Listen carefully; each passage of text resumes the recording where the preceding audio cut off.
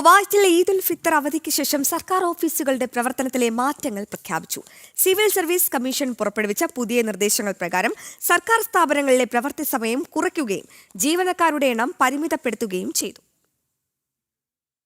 പ്രകാരം ഔദ്യോഗിക ജോലി സമയം പ്രതിദിനം 6 മണിക്കൂറായി നിജപ്പെടുത്തിയിട്ടുണ്ട്.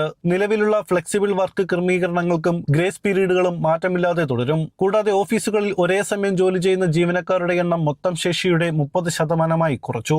ജീവനക്കാർക്കായി നിർബന്ധിത റൊട്ടേഷൻ സമ്പ്രദായം നടപ്പിലാക്കാനാണ് തീരുമാനം. ഓരോ വകുപ്പിന്റെയും പ്രവർത്തന സ്വഭാവമനുസരിച്ച് ദിവസേനയോ ആഴ്ചയിലോ ഷിഫ്റ്റുകൾ ക്രമീകരിക്കാൻ അതത് സ്ഥാപനങ്ങൾക്ക് അനുവാദമുണ്ടാകും. സാധ്യമായ ഇടങ്ങളിൽ വർക്ക് ഫ്രം ഹോം രീതി പ്രോത്സാഹിപ്പിക്കുവാനും നിർദ്ദേശമുണ്ട്.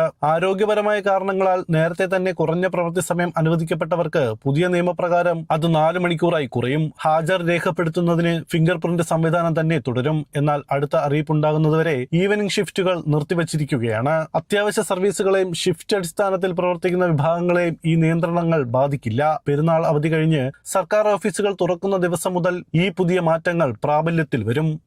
ജനം, കുവൈറ്റ്.